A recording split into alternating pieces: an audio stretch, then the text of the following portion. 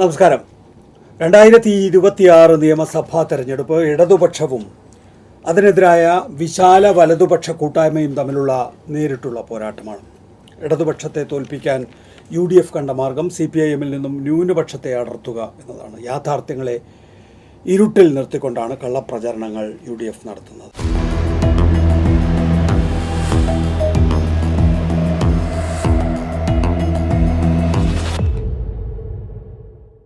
എന്നോടൊപ്പം CPIM കേന്ദ്ര committee അംഗവും വ്യവസായ മന്ത്രിയുമായ P. രാജീവ്, CPIM സംസ്ഥാന സെക്രട്ടേറിയറ്റ് അംഗമായ M. സ്വരാജ് എന്നിവരാണുള്ളത്. ആദ്യം ശ്രീ P. രാജീവ്, നോക്കൂ, സർക്കാരിനെ വലിച്ച് താഴെയിട്ട് കളയുമെന്നാണ് അമിത്ഷാ ഒരു ഘട്ടത്തിൽ പറഞ്ഞത്.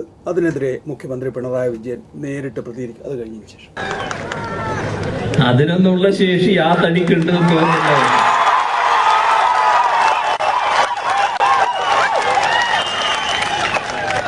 അതിന് ഈ തടി പോരാ, അത് കുറച്ചൊരു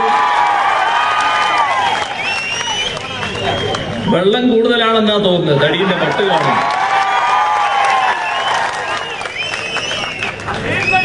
പിന്നെ അമിത്ഷാ അതൊക്കെ അങ്ങ് ഗുജറാത്തിലും മറ്റും പ്രയോഗിച്ചാണ്. നമുക്ക് ഈ RSSന്റെ എല്ലാ വെല്ലുവിളികളെയും അതിജീവിച്ചാണ് 10 വർഷത്തെ ഭരണം ഇപ്പോൾ പൂർത്തിയാക്കിക്കൊണ്ടിരിക്കുന്നത്. മറ്റേതൊരു പ്രതിപക്ഷ സർക്കാരിനെയും നേരിട്ടതിനേക്കാൾ ആഴത്തിൽ കേരളത്തെ നേരിടാൻ വേണ്ടി സംഘപരിവാറും അതുപോലെ തന്നെ നരേന്ദ്രമോദി സർക്കാരും ശ്രമിച്ചിട്ടുണ്ട്. ഇപ്പോൾ സാമ്പത്തികമായി ഞെരുക്കുക, കേന്ദ്ര പദ്ധതികൾ നൽകാതിരിക്കുക, സിനിമയുൾപ്പെടെയുള്ള മാധ്യമങ്ങൾ പോലും ഉപയോഗിച്ചുകൊണ്ട് കേരളത്തെ അപകീർത്തിപ്പെടുത്തുക, വർഗീയമായി ധ്രുവീകരിക്കാനുള്ള എല്ലാ ശ്രമങ്ങളും, അതിനെ അസാധാരണ വൈഭവത്തോടു കൂടിയാണ് ഇടതുപക്ഷ ജനാധിപത്യ മുന്നണിയും സംസ്ഥാന സർക്കാരും നേരിട്ടിട്ടുള്ളത് എന്ന് നമുക്ക് കാണാവുന്നതാണ്. ഇപ്പോൾ ഉദാഹരണത്തിന് മദ്യനയത്തിൻ്റെ വിഷയത്തിൽ അരവിന്ദ് കെജ്രിവാൾ 153 ദിവസത്തെ ജയിൽവാസത്തിന് ശേഷം പുറത്തിറങ്ങുമ്പോൾ നമ്മൾ ഓർക്കുന്ന പഴയ രാഹുൽ ഗാന്ധിയുടെ ഒരു പ്രസംഗമുണ്ടല്ലോ. അതായത് മറ്റെല്ലാ BJP ഇതര മുഖ്യമന്ത്രിമാരെയും ജയിലിലടച്ചു, എന്തുകൊണ്ടാണ് കേരളത്തിൽ പിണറായി വിജയനെ ജയിലിലടക്കാത്തത് എന്ന്. അപ്പോൾ തലപീഠത്തിൽ വെച്ചു കൊടുക്കുന്ന പണി കോൺഗ്രസിൻ്റേതും അത് വെട്ടുന്ന പണി BJP-യുമാണ് നിർവഹിച്ചിട്ടുള്ളത് എന്നുള്ളത് നമ്മൾ ആ ഘട്ടത്തിൽ തന്നെ രാഹുൽ ഗാന്ധി അങ്ങനെ പറഞ്ഞ ബൈറ്റും നമ്മുടെ കയ്യിലുണ്ട് എന്നുള്ളതാണ്. അപ്പോൾ കേരളത്തിലും ഇത് ആവർത്തിക്കാൻ ശ്രമിച്ചിട്ടുണ്ട്. എങ്ങനെയാണ് ഇതിനെ ഒരു മന്ത്രിസഭാംഗം എന്നുള്ള നിലയിൽ, CPIM-ൻ്റെ കേന്ദ്ര കമ്മിറ്റി അംഗം എന്നുള്ള നിലയിൽ ഈ പ്രതിരോധത്തെ എങ്ങനെയാണ് താങ്കൾ? അല്ല, അതിലിപ്പോൾ നികേഷ് കാണിച്ച മുഖ്യമന്ത്രിയുടെ ആ പ്രസംഗം ഉണ്ടല്ലോ, ഇന്ത്യയിൽ ഏതെങ്കിലും ഒരു മുഖ്യമന്ത്രി അല്ലെങ്കിൽ ഏതെങ്കിലും ഒരു CPM ഇതര അല്ലെങ്കിൽ ഇടതുപക്ഷ ഇതര ഒരു രാഷ്ട്രീയ നേതാവ് അല്ലെങ്കിൽ ഏതെങ്കിലും രാഷ്ട്രീയ നേതാവ് ഇത്രയും ശക്തമായി കേന്ദ്ര ആഭ്യന്തരമന്ത്രി അമിത്ഷായുടെ നിലപാടുകൾക്കെതിരെ പ്രസംഗിച്ചിട്ടുണ്ടാവും? കോൺഗ്രസിൻ്റെ ആളുകളുടെ പ്രസംഗത്തിൽ നിന്ന് കഴിഞ്ഞിട്ട് പിന്നെ നേരെ പോയി കെട്ടിപ്പിടിക്കുകയും ചുംബനം പാർലമെൻറ്റിൽ നമ്മൾ കാണുകയുണ്ടായല്ലോ. അപ്പോൾ അത്രയും ശക്തമായ നിലപാടാണ് ഇടതുപക്ഷം എപ്പോഴും സ്വീകരിക്കുന്നത്, ഈ ഗവൺമെൻറ് സ്വീകരിക്കുന്നത്. അതിൽ ഇവരുടെ BJP-യുടെ പ്രശ്നം എന്ന് വെച്ചാൽ, BJP ഇപ്പോൾ ത്രിപുരയിൽ അവർക്ക് വിജയം നേടിക്കഴിഞ്ഞ ഘട്ടത്തിൽ പ്രത്യയശാസ്ത്രപരമായ വിജയമെന്നാണ് പറഞ്ഞത്. ചെറിയൊരു സംസ്ഥാനമാണെങ്കിൽ പോലും അത് കമ്മ്യൂണിസ്റ്റ് പാർട്ടിക്കെതിരെയുള്ള വിജയം. അപ്പോൾ അതുകൊണ്ട് തന്നെ CPIM-നെ അവർ ഭയപ്പെടുന്ന 2-3 കാരണങ്ങളുണ്ട്. ഒന്ന്, പ്രത്യയശാസ്ത്ര പ്രശ്നം തന്നെ. അവർ ഈ പ്രത്യയശാസ്ത്രത്തിനെതിരായിട്ടുള്ളതാണ്. അവർ ആന്തരികമായിട്ടുള്ള ശത്രുക്കളായി തന്നെ, ആഭ്യന്തര ശത്രുക്കളായി പ്രഖ്യാപിച്ചിട്ടുള്ള ആളുകൾ തന്നെയാണ്. 2, CPIM ആണ് ഇപ്പോൾ അധികാരത്തിൽ 10 വർഷം ഇരുന്നില്ലേ. ഈ 10 വർഷം കേരളം ഒരു ധ്രുവീകരണത്തിനും വഴിയൊരുക്കിയില്ല, ഒരു വർഗീയ കലാപവും നടന്നില്ല. അവരുടെ അജണ്ടകൾ വഴി വേണമെങ്കിൽ വർഗീയ കലാപത്തിലേക്ക് വഴിതെറ്റി വീഴാവുന്ന ചില സന്ദർഭങ്ങൾ ഉണ്ടായപ്പോൾ പോലും ഗവൺമെൻറ് സ്വീകരിച്ച ശക്തമായ നിലപാടുകളും നടപടികളും മൂലം അത്തരം കാര്യങ്ങളൊന്നും കേരളത്തിലുണ്ടായില്ല. അപ്പോൾ 3, ഇനിയിപ്പോൾ എങ്ങനെ അധികാരത്തിൽ വരും? ഈ ധ്രുവീകരണം വഴിയുള്ള കാര്യത്തിലേക്ക് അവർക്ക് വിജയിക്കാൻ കഴിയുന്നില്ല. പിന്നെ കോൺഗ്രസ് ആണെങ്കിൽ കുറച്ച് സൗകര്യമുണ്ട്. കോൺഗ്രസ് തോൽക്കുന്ന കോൺഗ്രസിനേക്കാളും മതനിരപേക്ഷ കേരളം ഭയപ്പെടേണ്ടത് ജയിക്കുന്ന കോൺഗ്രസിനെയാണ്. തോറ്റ കോൺഗ്രസ് ഒരാൾ അങ്ങോട്ട് പോയി ഇങ്ങോട്ട് പോയുള്ള പ്രശ്നമല്ല ഉള്ളത്. നമ്മുടെ മുൻപിലുള്ള അനുഭവങ്ങൾ ഇപ്പോൾ ആസാമിലെ മുഖ്യമന്ത്രിയുടെ കണ്ടല്ലോ, വെടിവെച്ച് ദൃശ്യം, ആ ദൃശ്യത്തിനെ അംഗീകരിക്കുന്ന ഒരു മാനസികാവസ്ഥ അയാളിൽ രൂപപ്പെട്ടത് എങ്ങനെയാണ്? അതാണ് നേരത്തെ നികേഷ് ചോദിച്ചത്, തല വെച്ച് കൊടുത്തിട്ട് ആ മാനസികാവസ്ഥ രൂപപ്പെടുത്തി കൊടുത്തത് കോൺഗ്രസ് ആണ് അങ്ങനെ മാനസികാവസ്ഥ ഒരാളെ രൂപപ്പെടുത്തി കൊടുത്തത്. അപ്പോൾ അത്തരം ഘട്ടത്തിൽ ഇടതുപക്ഷമാണ് ഇതിനൊന്നും വഴങ്ങാതെ നിൽക്കുന്നത്. ജയിച്ച കോൺഗ്രസിനെ വെച്ച് നേരത്തെ 30 സീറ്റ് കിട്ടിയാൽ പോലും ഭരണം കിട്ടുമെന്ന് പറഞ്ഞൊരു കേവല ഒരു തമാശയായിട്ടല്ല, ഈ അജണ്ട മനസ്സിലുള്ളത് കൊണ്ടാണ്. ഇടതുപക്ഷം എന്നുള്ളത് BJP നന്നായി ഭയപ്പെടുന്ന ഒന്നാണ്. കോൺഗ്രസ് ഇപ്പോൾ വഴി വെട്ടിക്കൊണ്ടിരിക്കുന്നത് BJPക്ക് വേണ്ടിയാണ്.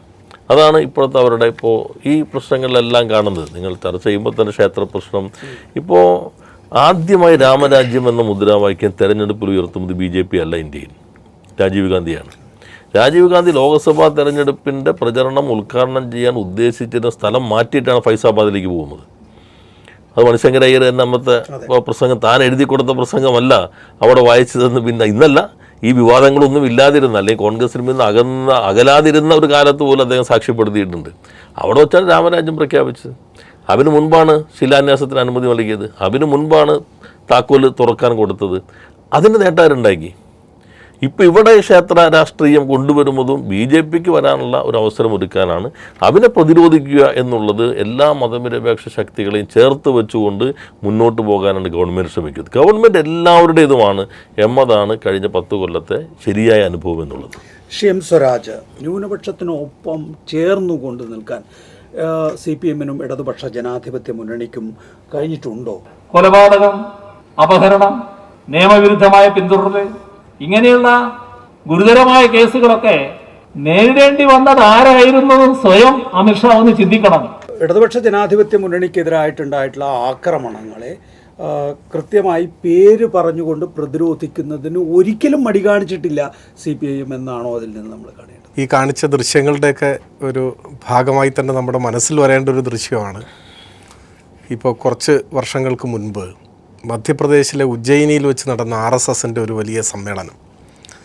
ആ സമ്മേളനത്തിൽ ലോകസഭാംഗങ്ങളായ BJP നേതാക്കന്മാരുടെ സാന്നിധ്യത്തിലാണ് RSSൻ്റെ ഒരു നേതാവ്, ഞാൻ അയാളുടെ പേരിപ്പോഴും ഓർത്തിരിക്കുന്നുണ്ട്, കുന്ദൻ ചന്ദ്രാവത്ത്, അദ്ദേഹം പരസ്യമായ ഒരു ആഹ്വാനം നടത്തുകയുണ്ടായി. ആ ആഹ്വാനം മറ്റൊന്നുമല്ല, പിണറായി വിജയൻ്റെ തല അറുത്തു കൊണ്ടുവന്നാൽ, അങ്ങനെ കൊണ്ടുവരുന്ന ആൾക്ക് 1 കോടി രൂപ ഇനാം ഞങ്ങൾ നൽകും എന്നാണ്. സമീപകാലത്തൊന്നും അങ്ങനെ ഒരു പ്രഖ്യാപനം, ഒരു ആഹ്വാനം ഇന്ത്യ കേട്ടിട്ടില്ല. ഒരു സംസ്ഥാന മുഖ്യമന്ത്രിയുടെ തല അറുത്തു കൊണ്ടുവരുന്ന ആൾക്ക് ഇനാം പ്രഖ്യാപിക്കുകയാണ്. ഇപ്പോൾ കോൺഗ്രസിൻ്റെ എത്രയോ നേതാക്കന്മാർ കേരളത്തിലും ദേശീയ തലത്തിലുമുണ്ട്. ഇങ്ങനെയൊരു ആഹ്വാനം അവർക്കാർക്കും നേരിടേണ്ടി വന്നിട്ടേയില്ല. അതിൻ്റെ ഏക കാരണമെന്ന് പറഞ്ഞാൽ സംഘപരിവാർ ഭീകരതയെ ഒരു മടിയും കൂടാതെ എതിർക്കുന്ന, നേരിട്ട് കടന്നാക്രമിക്കുന്ന, അതിനെതിരെ പ്രതിരോധം തീർക്കുന്നതിന് നേതൃത്വം കൊടുക്കുന്ന ആളാണ് കേരളത്തിൻ്റെ മുഖ്യമന്ത്രി.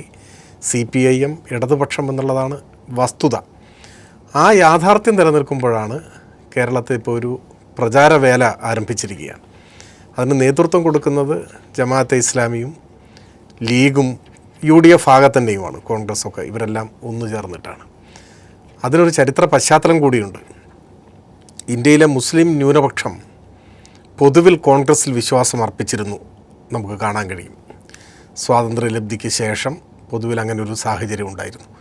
കോൺഗ്രസിൻ്റെ ദേശീയ നേതൃത്വത്തിലും തലയെടുപ്പുള്ള മുസ്ലിം നേതാക്കന്മാരുണ്ടായിരുന്നു. ഇന്ത്യയിൽ പല സംസ്ഥാനങ്ങളിലും ദേശീയ മുസ്ലിങ്ങളെന്നൊക്കെ അറിയപ്പെടുന്ന കോൺഗ്രസിൻ്റെ മുസ്ലിം നേതാക്കന്മാർ മുഖ്യമന്ത്രിമാരായും വന്നിരുന്നു. എന്നാൽ പോകെ പോകെ ഇന്ത്യയിലെ മുസ്ലിം ജനസാമാന്യം കോൺഗ്രസ് വിശ്വസിക്കാൻ കൊള്ളാത്ത ഒരു പാർട്ടിയാണ് എന്ന് തിരിച്ചറിഞ്ഞു. അതിന് കുറേ കാരണങ്ങളുണ്ട്. ഞാൻ വിസ്താര ഭയം കൊണ്ട് അതിലേക്കാകെ പോകുന്നില്ല. പ്രത്യേകിച്ച് രാജീവ് ഗാന്ധിയുടെ കാലത്താണ്. ഇപ്പോൾ ബോഹോട്സിൻ്റെയൊക്കെ ഒരു ആരോപണത്തിൽ നേരിട്ട് നിൽക്കുന്ന സമയത്താണ്, ഒരു പ്രതിച്ഛായ നഷ്ടത്തിൽ നിൽക്കുമ്പോഴാണ് നാഗ്പൂർ MP ആയിരുന്ന രാമജന്മഭൂമി മറ്റേ ക്യാമ്പയിൻ്റെയൊക്കെ നേതൃത്വം കൊടുത്തിരുന്ന ആളാണ് കോൺഗ്രസിൻ്റെ നേതാവ് ബൻവാരിലാൽ പുരോഹിത്. അദ്ദേഹത്തെയാണ് ഒരു ഇടനിലക്കാരനായി രാജീവ് ഗാന്ധി RSS സർസംഘചാലകൻ്റെ അടുത്തേക്ക് അയച്ച് ശിലാന്യാസം നടത്താൻ ഞങ്ങൾ സമ്മതിക്കാം, ഞങ്ങളെ പിന്തുണയ്ക്കണം എന്നാവശ്യം മുൻപോട്ട് വെക്കുന്നത്. അതൊക്കെ വിശദീകരിക്കുന്ന ധാരാളം പുസ്തകങ്ങളൊക്കെ ഇറങ്ങിയിട്ടുണ്ട്. അതിനെ തുടർന്ന് ശിലാന്യാസം നടന്നു. അത് പിന്നീട് 92-ൽ ബാബറി മസ്ജിദിൻ്റെ പൊളിക്കുന്നതിലേക്ക് നയിച്ചു, തകർച്ചയിലേക്ക് നയിച്ചു. ഈ അനുഭവങ്ങളെല്ലാം ഇന്ത്യയിലെ മുസ്ലിം ജനസാമാന്യത്തെ ഇരുത്തി ചിന്തിപ്പിച്ചിട്ടുണ്ട്. അതിൻ്റെ ഭാഗമായി രാജ്യത്തിൻ്റെ പല ഭാഗത്തും കോൺഗ്രസ്സിൽ അർപ്പിച്ചിരുന്ന വിശ്വാസം മുസ്ലിം ന്യൂനപക്ഷത്തിൻ്റെ വിശ്വാസത്തിന് ഇളക്കം തട്ടി. ഇന്ത്യയിൽ ഏറ്റവും കൂടുതൽ മുസ്ലിങ്ങളുള്ളത് UP-യിലല്ലേ. ഇപ്പോൾ UP-യിൽ കോൺഗ്രസിൻ്റെ സ്ഥിതി എന്താണ്? ആസാമിൽ അങ്ങനെ ഓരോ സംസ്ഥാനം എടുത്താൽ ബംഗാളിൽ ഓരോ സംസ്ഥാനങ്ങൾ നമ്മൾ എടുത്തു കഴിഞ്ഞാൽ അതെല്ലാം പോയി, എല്ലാം പോയി. അപ്പോൾ കേരളത്തിലേക്ക് കടന്നു വന്നാലും സ്ഥിതി ഇതാണ്.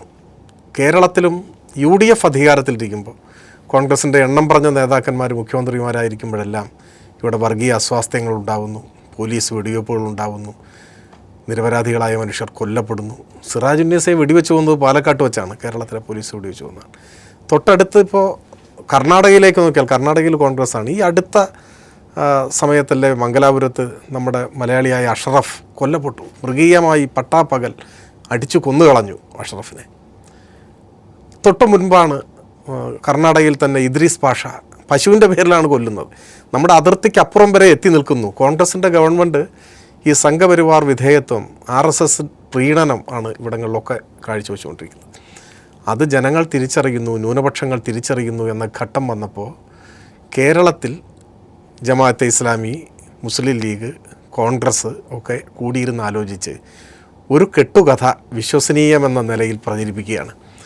ഒരിക്കലും സംഭവിക്കാത്ത, ഒരാൾക്കും ചിന്തിക്കാനാവാത്ത ഒന്നാണ് വർഗീയതയോട് ഇടതുപക്ഷം എന്തെങ്കിലും ഒരു വിട്ടുവീഴ്ച ചെയ്യുന്നത്. ആവാം, എന്തുമാവാം. പക്ഷേ ഇതുകാര്യം ഒരാൾക്കും ചിന്തിക്കാനാവില്ല. പക്ഷെ അവർ തന്നെ അത് പ്രചരിപ്പിക്കുകയാണ്, ആവർത്തിച്ച് പ്രചരിപ്പിക്കുകയാണ്. പച്ചക്കള്ളം 100 ആവർത്തിച്ച് പ്രചരിപ്പിച്ച് കേരളത്തിലെങ്കിലും ഈ ന്യൂനപക്ഷത്തിൻ്റെ പിന്തുണ കോൺഗ്രസ്സിന് ഉറപ്പിക്കാൻ വേണ്ടിയുള്ള ഹീനമായ ഒരു കൃത്യമാണ് ഇപ്പോൾ ചെയ്തുകൊണ്ടിരിക്കുന്നത്. ഒരു തെരഞ്ഞെടുപ്പിനെ ലക്ഷ്യം വെച്ച് ജനങ്ങളെ കബളിപ്പിക്കാൻ, പറ്റിക്കാൻ നടത്തുന്ന ഒരു തെരഞ്ഞെടുപ്പ് കുറ്റകൃത്യമായി വേണം ഇപ്പോഴത്തെ വർഗീയ വലതുപക്ഷ പ്രചാരവേലയെ കാണാൻ എന്നാണ് എനിക്ക് തോന്നുന്നത്.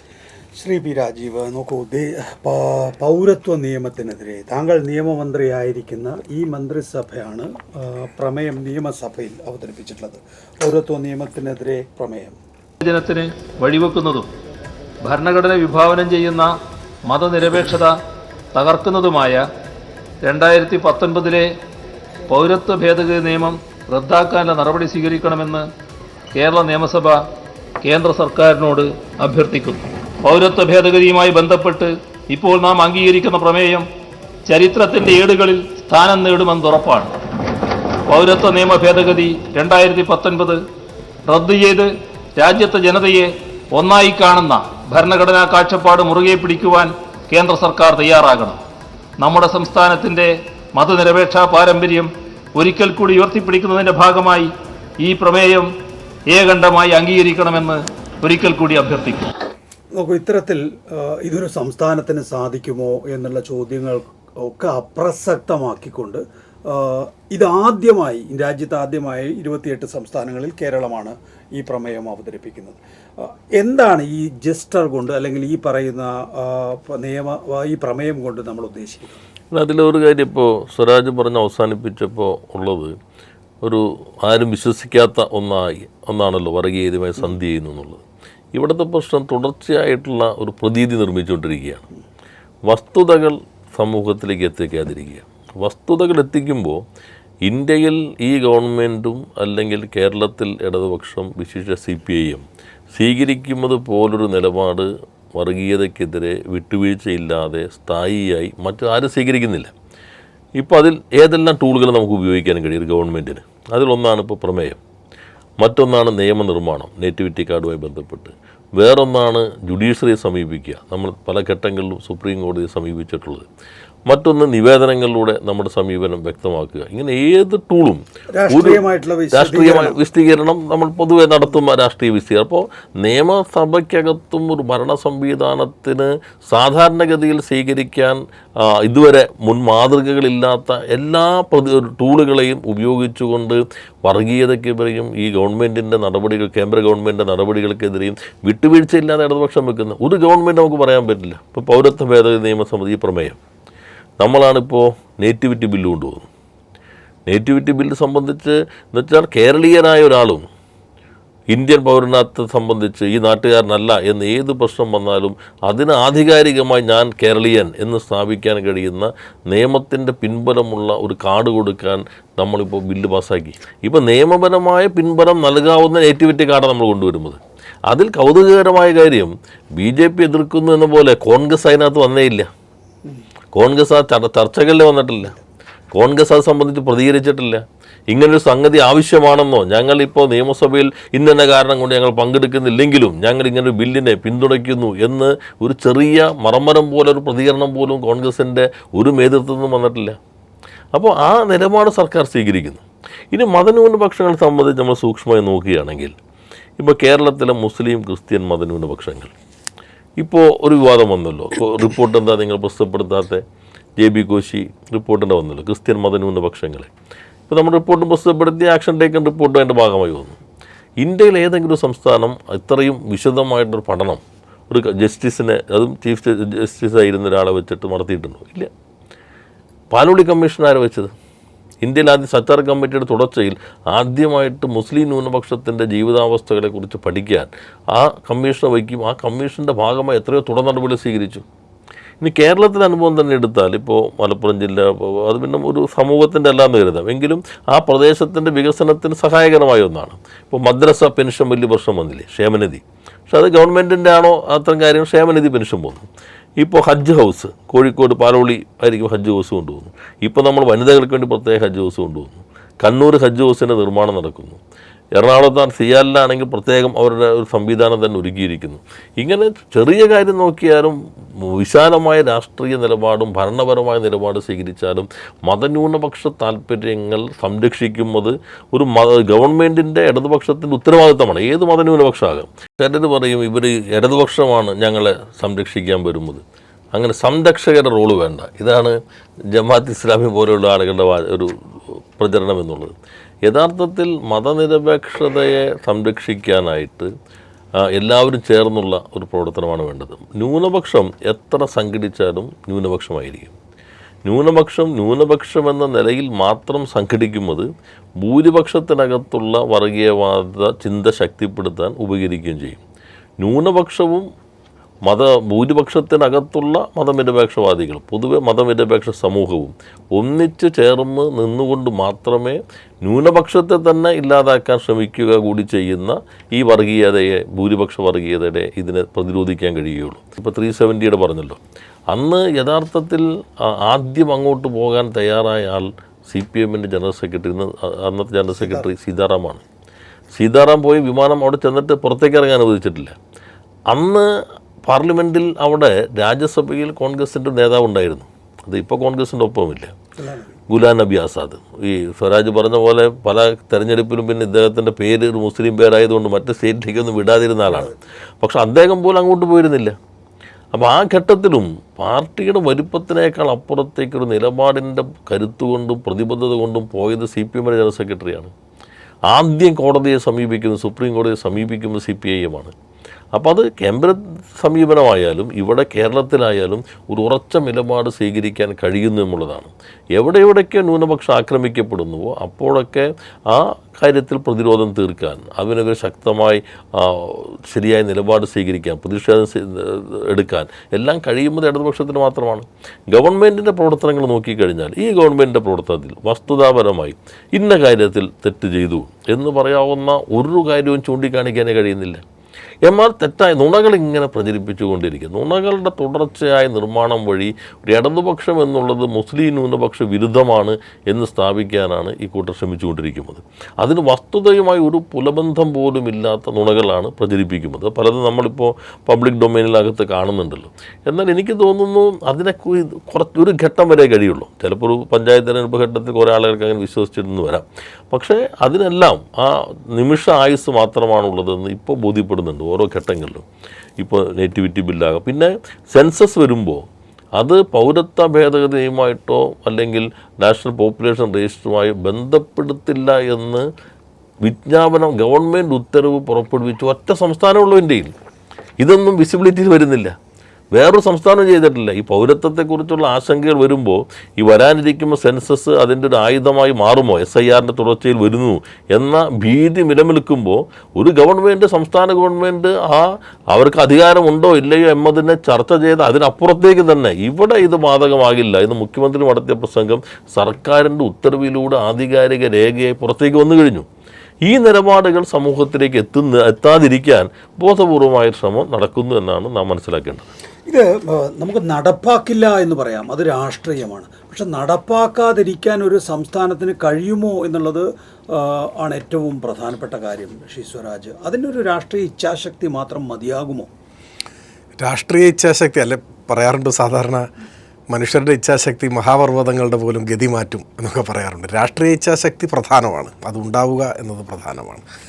ആ രാഷ്ട്രീയ ഇച്ഛാശക്തിയുടെ പിന്നിൽ ജനങ്ങളെ ആകെ അണിനിരത്താൻ കഴിയുമ്പോഴാണ് നമുക്ക് അസാധ്യമെന്ന് കരുതുന്ന പലതും നേടിയെടുക്കാനാവുക. വലിയ ജനകീയ പ്രതിരോധത്തിൻ്റെ മുന്നിൽ തെറ്റായ നയങ്ങൾ തിരുത്താൻ കേന്ദ്ര സർക്കാരിന് നിർബന്ധിതമാകുക തുടങ്ങിയിട്ടുള്ള കാര്യങ്ങളൊക്കെ അതിൻ്റെ ഭാഗമായി വരുന്നതാണ്. ഈ സാങ്കേതികമായ ചില കാര്യങ്ങളിൽ ചൂണ്ടിക്കാണിച്ചുകൊണ്ടാണ് ഇത്തരത്തിലുള്ള ചോദ്യങ്ങൾ ഉയർന്നു വരുന്നത്. ആ ചോദ്യം തന്നെ ന്യൂനപക്ഷ വിരുദ്ധമാണ്, അരാഷ്ട്രീയവാദപരവുമാണ്. കാരണം ഏതെങ്കിലും ഒരു ചെറിയ കാര്യത്തിലുള്ള നിയമപരമായ പ്രശ്നം പോലെയല്ല ഇത് തലമുറകളായി ഇവിടെ ജനിച്ചു വളർന്ന ആളുകളെ സംബന്ധിച്ചൊരു സുപ്രഭാതത്തിൽ ഒരു നിമിഷാർത്ഥത്തിൽ അവർ ഈ രാജ്യക്കാരല്ല, അവരുടെ പൗരത്വം തെളിയിക്കണം, അതിന് രേഖ വേണം, അവർ ഇന്ത്യ വിട്ടു പോകണം, അല്ലെങ്കിൽ അവർ ഈ ജയിലിലേക്ക് പോകണം എന്നൊരു നിലപാട് സ്വീകരിക്കുമ്പോൾ അവിടെ മറ്റ് സാങ്കേതികമോ അല്ലെങ്കിൽ മറ്റേതെങ്കിലും തരത്തിലുള്ള തലനാരിഴ കീറിയ ചർച്ചകൾക്കോ പ്രസക്തിയില്ല. അവരെ സംരക്ഷിക്കുന്നതിന് വേണ്ടി ഏതറ്റം വരെയും പോകാനുള്ള രാഷ്ട്രീയ ഇച്ഛാശക്തി തന്നെയാണ് കാണിക്കേണ്ടത്. ആ ഇച്ഛാശക്തിയാണ് നമ്മൾ പ്രകടിപ്പിച്ചിട്ടുള്ളതും ആ പ്രതിബദ്ധത ഉയർത്തിപ്പിടിച്ചുകൊണ്ടാണ് നമ്മളെല്ലായ്പ്പോഴും നിലപാടുകൾ സ്വീകരിച്ചിട്ടുള്ളതും. പക്ഷേ നമ്മുടെ രാജ്യത്തെവിടെയും കോൺഗ്രസിൻ്റെ നേതൃത്വമോ കോൺഗ്രസ് നേതൃത്വത്തിലുള്ളൊരു ഗവൺമെൻറ്റുകളോ ഇങ്ങനെയൊരു രീതി സ്വീകരിച്ചിട്ടില്ല, ഇങ്ങനെയൊരു നിലപാട് സ്വീകരിച്ചിട്ടില്ല. അവരെല്ലാം വിധേയപ്പെട്ടു പോകുന്നതാണ് നമ്മൾ കാണുന്നത്. രാജീവ്, ഇതിനകത്ത് കേന്ദ്രവിഹിതം എടുത്താൽ ഒരു സംസ്ഥാനത്തെ പ്രവർത്തിക്കാൻ അനുവദിക്കാതിരിക്കുക എന്ന ഫെഡറൽ നിയമങ്ങളുടെ നഗ്നമായ ലംഘനം, അതിനെ അതിജീവിച്ചു, അതിനെ മറികടന്നു എന്നുള്ളത് ഒരുപക്ഷെ ഒരു പിൽക്കാലത്ത് നോക്കിക്കഴിഞ്ഞാൽ ഒരു വിസ്മയമായി നമ്മൾ കാണേണ്ടി വരുമോ കേരളത്തിൻ്റെ ഈ കാലഘട്ടത്തിലെ രാഷ്ട്രീയ ജീവിതം എന്ന് പറയുന്നത്? അതെ, നമ്മൾ എല്ലാ തരത്തിലും ഞെരുക്കാൻ ശ്രമിച്ചിട്ടുണ്ട്. മറ്റേത് സംസ്ഥാനം നേരിടാത്ത രൂപത്തിലുള്ള ഒരു സാമ്പത്തികവും രാഷ്ട്രീയവും പ്രത്യയശാസ്ത്രപരവുമായ ഒരു ആക്രമണം കേരള ഗവൺമെൻറ്റിനെതിരെ ഈ 10 വർഷം നടന്നു കഴിഞ്ഞിട്ടുണ്ട്. പക്ഷെ അതിനെ മറികടക്കാൻ നമുക്ക് കഴിഞ്ഞത് ജനങ്ങളുടെ പിന്തുണയോടുകൂടി തന്നെയാണ്. പിന്നെ നല്ല ഇച്ഛാശക്തിയോടുകൂടി ഇടതുപക്ഷത്തിന് നിൽക്കാൻ കഴിഞ്ഞു എന്നുള്ളതാണ്. മുഖ്യമന്ത്രിയുടെ നേതൃത്വത്തിൽ ഗവൺമെൻറ്റും ഇടതുപക്ഷവും നടത്തിയിട്ടുള്ള പ്രവർത്തനങ്ങളെല്ലാം പ്രതിരോധത്തിൻ്റേതാണ്. നമുക്കിപ്പോൾ ഗ്രാൻഡ് നൽകുന്നില്ല, അല്ലെങ്കിൽ നമ്മുടെ ബോറോയിങ് ലിമിറ്റ് അതിനനുസരിച്ച് പണമെടുക്കാൻ അനുവദിക്കുന്നില്ല, നികുതി വിഹിതം കുറയ്ക്കുന്നു, നികുതി വിഹിതത്തിൻ്റെ ഡിവിസിബിൾ പൂള് തന്നെ അവർ ചുരുക്കി, സർചാർജും അതുപോലെ സെസ്സും ഏർപ്പെടുത്തിയതോടുകൂടി ഈ പാത്രത്തിലുള്ള പകുതി ഭാഗം അവരുടെ മാത്രമായിട്ട് അവർ മാറ്റി. ബാക്കിയുള്ളതെന്നാണ് നമുക്ക് ഉള്ള തവി, ആ തവിയും ചെറുതാക്കി, ഒന്ന് പകുതി എടുത്ത് മാറ്റി, സെസ്സും സർചാർജുമായി, ബാക്കിയുള്ളതെന്ന് കുറവ് വരുത്തി, ആ വിഹിതം കുറഞ്ഞു, അതിൻ്റേതായ ആഘാതം. ഗ്രാൻറ്റുകൾ ഏതെങ്കിലും പദ്ധതിക്ക് നൽകുന്ന ഗ്രാൻറ്റിൻ്റെ വ്യവസ്ഥകൾ നമുക്കെതിരായി. ഈ ഒരു പദ്ധതിയുടെ വ്യവസ്ഥയെ നമ്മൾ എതിർത്താൽ ആ വകുപ്പിന് എല്ലാ ഗ്രാൻറ്റും നിഷേധിക്കുന്നതിലേക്ക് വന്നു. 3, നമ്മുടെ സംസ്ഥാനത്തിൻ്റെ ഭരണഘടനാപരമായ അധികാരമാണ് ഈ പബ്ലിക് ഡെപ്റ്റ് ഓഫ് ദ സ്റ്റേറ്റ് എന്നുള്ളത് സ്റ്റേറ്റ് ലിസ്റ്റിൽ പെടുന്നതാണ്. പബ്ലിക് ഡെപ്റ്റ് of the central government, union ഗവൺമെൻറ്റാണ് യൂണിയൻ ലിസ്റ്റിലുള്ളൂ. അപ്പോൾ നമുക്ക് നിയമനിർമ്മാണത്തിന് അധികാരം ഭരണഘടന നൽകിയിട്ടുണ്ട്, അതനുസരിച്ച് പോലും വായ്പ എടുക്കാൻ കഴിയുന്നില്ല. നമ്മളിപ്പോൾ ദേശീയപാതയ്ക്ക് സ്ഥലമെടുക്കുമ്പോൾ ഇന്ത്യയിൽ ഒരിടത്തും ഇല്ലാത്ത രൂപത്തിൽ നഷ്ടപരിഹാരത്തിന് 25% നമ്മൾ കൊടുക്കുന്നു. 75% അവർ കൊടുക്കുന്നത്. അവർ കൊടുക്കുന്നത് കടമെടുത്തിട്ടാണ്, NHA. ആ കടമെടുപ്പ് പരിധിയിലില്ല. നമ്മൾ 25% കൊടുക്കുന്ന കടം നമ്മുടെ കടമെടുപ്പ് പരിധിയിലുണ്ട്. അപ്പോൾ എല്ലാ തരത്തിലും നമ്മളെ ഞെരുക്കുകയാണ് ചെയ്തത്. പക്ഷേ ഇവിടെ നമ്മൾ കാണേണ്ട ഒരു പ്രധാനപ്പെട്ട ഭാഗം, ഈ ഘട്ടത്തിലെല്ലാം കോൺഗ്രസ് സ്വീകരിക്കുന്ന ഒരു കുറ്റകരമായിട്ടുള്ള നിശബ്ദതയ്ക്കപ്പുറത്ത് അവരോട് ചേർന്ന് നിൽക്കുകയാണ് ചെയ്യുന്നത്. കേരളത്തിൻ്റെ സാമ്പത്തിക സ്ഥിതി അപ്പോൾ നേരെ കേരളത്തിൻ്റേതാണ് കുഴപ്പം എന്ന മട്ടിലേക്കാണ് വരുന്നത്. കോൺഗ്രസ് കുറ്റകരമായ ഒരു നിലപാട് സ്വീകരിച്ചിരിക്കുന്നു. അവർ BJPയുടെ യൂണിയൻ ഗവൺമെൻറ്റിന് അനുകൂലമായിട്ടാണ് എല്ലാ കാര്യങ്ങളും നിലപാട് സ്വീകരിച്ചിട്ടുള്ളത്. ഏതെങ്കിലും ഒരു ഘട്ടത്തിൽ ശക്തമായൊരു നിലപാട് സ്വീകരിക്കുന്നുണ്ടോ? ഇപ്പോൾ ഏത് പ്രശ്നം എടുത്തു കഴിഞ്ഞാലും പ്രതിപക്ഷത്തിന് നോക്കിക്കോളൂ. നിയമസഭയിൽ ഒരിക്കൽ ഞങ്ങൾ ചോദിച്ചു, നിങ്ങൾ ആരാണ് നിങ്ങളുടെ മുഖ്യ ശത്രു? അവർ CPM ആണെന്ന് പറഞ്ഞു. സുധാകരൻ നേരത്തെ പരസ്യമായി തന്നെ പറഞ്ഞു, നിയമസഭയ്ക്കകത്ത് പറഞ്ഞു. അപ്പോൾ BJP-യേക്കാൾ CPM-നെയാണ് അവർ ശത്രുപക്ഷത്ത് കാണുന്നത്. അപ്പോൾ എന്നിട്ട് ന്യൂനപക്ഷത്തിൻ്റെ സംരക്ഷണം ഞങ്ങളാണ് ചെയ്യാൻ പോകുന്നതെന്ന് പറയുകയും ചെയ്യുന്നു.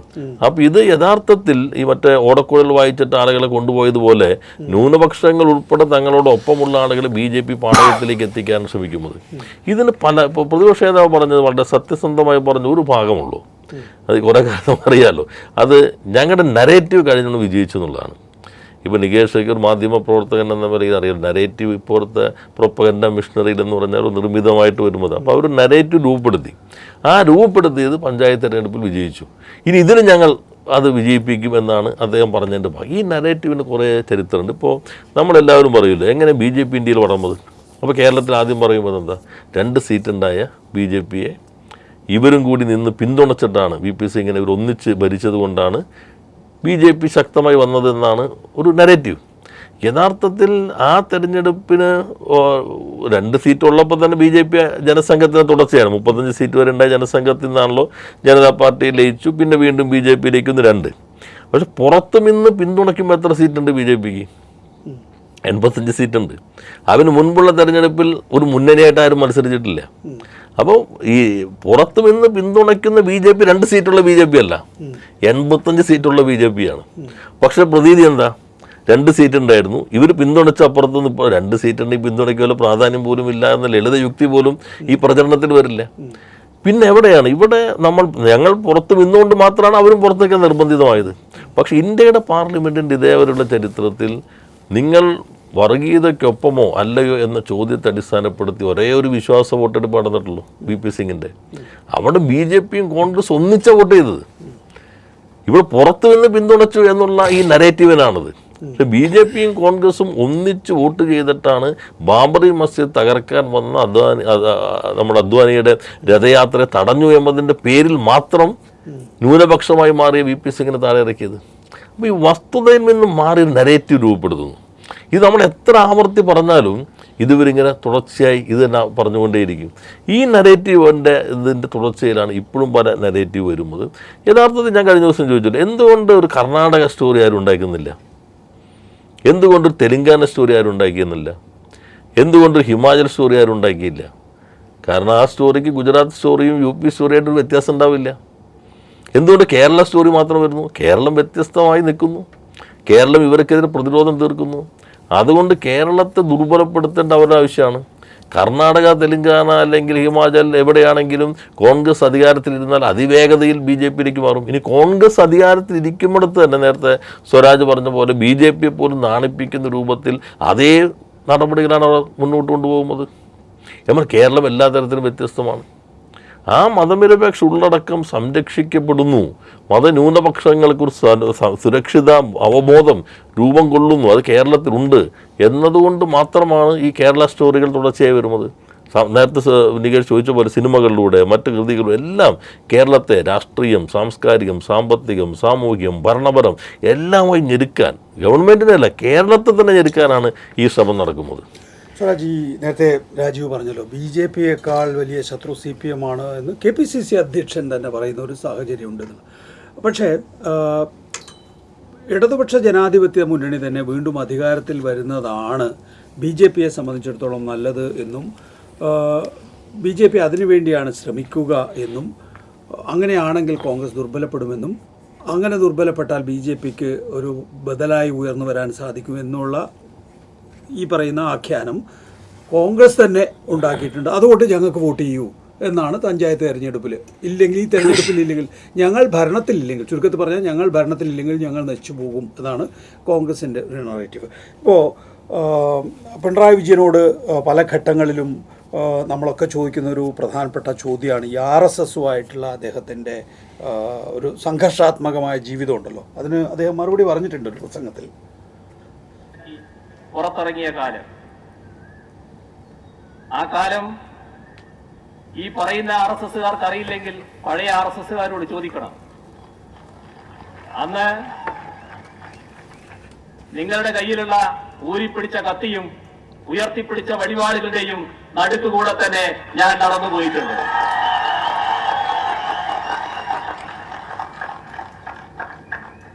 അന്ന് നിങ്ങൾക്കൊന്നും ചെയ്യാൻ കഴിയാത്ത ഒരു കൂട്ടര് ഇപ്പോ എന്ത് ചെയ്തു കഴിയുന്നാണ്? മധ്യപ്രദേശിലെ എന്റെ യാത്ര തടഞ്ഞതിനെ പറ്റി നിങ്ങൾ പറയുന്നുണ്ട്. ഒരു മുഖ്യമന്ത്രി സ്ഥാനത്തിരിക്കുന്ന ഒരാളെന്ന നിലയ്ക്ക് ഒരു സംസ്ഥാനത്ത് ഞാൻ ചെല്ലുമ്പോൾ ആ സംസ്ഥാനത്തിലെ ഗവൺമെന്റ് പറയുന്ന കാര്യങ്ങൾ അംഗീകരിക്കുക എന്നത് ഒരു മര്യാദയാണ്. അതൊരു മുഖ്യമന്ത്രി സ്വീകരിക്കേണ്ട മര്യാദയാണ്.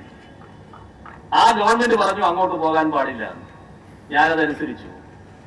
മുഖ്യമന്ത്രി അല്ലാത്ത പിണറായി വിജയനാണെങ്കിൽ ചന്ദ്രന് എന്നെ തടയാനാകില്ല എന്നത് നിങ്ങൾ മനസ്സിലായിക്കോട്ടെ. ഒന്ന് യാഥാർത്ഥ്യം മുമ്പിൽ നിൽക്കുമ്പോൾ തന്നെ ഒളിച്ചു കിടത്താൻ കഴിയുന്നു പല ഈ പറയുന്ന ആഖ്യാനങ്ങളും. ചരിത്രത്തെ സമ്പൂർണ്ണമായിട്ടും ഇരുട്ടിൽ നിർത്തി പച്ചക്കള്ളം നിരന്തരം ആവർത്തിച്ചാണ് ഒരു പുതിയ പ്രതീതി സൃഷ്ടിക്കാൻ ശ്രമിക്കുന്നത്. ഇപ്പോൾ സംഘപരിവാറുമായി RSSുമായി ഏറ്റവും ചേർന്ന് നിന്ന് ചരിത്രത്തിലുടനീളം മുൻപോട്ട് പോയ ഒരു ചരിത്രമാണ് കോൺഗ്രസ്സിനുള്ളത്. ഇപ്പോൾ നെഹ്റുവിൻ്റെ ഒന്നാമത്തെ ക്യാബിനറ്റിൽ ശ്യാമപ്രസാദ് മുഖർജി അംഗമായിരുന്നല്ലോ. എങ്ങനെ വന്നു? ഹിന്ദു മഹാസഭയിലും കോൺഗ്രസ്സിലും ഒരേ സമയം പ്രവർത്തിക്കാനും അംഗത്വം എടുക്കാനും ഭാരവാഹിത്വം വഹിക്കാനും ഒരു കാലത്ത് കഴിയുമായിരുന്നു. പിന്നെ അതിൽ ചില മാറ്റങ്ങൾ വന്നു. ആളുകളുടെ കണ്ണിൽ പൊടിയിടാനാണ് എന്ന് പറയുന്നു. എന്തുമാവട്ടെ, കേരളത്തിലേക്ക് നമ്മൾ വന്നാൽ RSS കേരളത്തിൽ ആദ്യമായി ഒരു സമരത്തിൽ അതിന് പിന്തുണ കൊടുത്ത് അതുമായി സഹകരിക്കുന്നത് വിമോചന സമരമാണ്. കമ്മ്യൂണിസ്റ്റ് ഗവൺമെൻറ്റിനെ അട്ടിമറിക്കാനുള്ള സമരം. ആ വിമോചന സമരത്തെ തുടർന്ന് ഗവൺമെൻറ്റിനെ പിരിച്ചുവിട്ടു. അത് കഴിഞ്ഞ് നടക്കുന്ന തെരഞ്ഞെടുപ്പ് 60-ലാണ്, രണ്ടാം കേരള നിയമസഭാ തെരഞ്ഞെടുപ്പ്. ആ തെരഞ്ഞെടുപ്പിലാണ് ആദ്യമായി ജനസംഘം മത്സരിക്കുന്നത് കേരളത്തിൽ.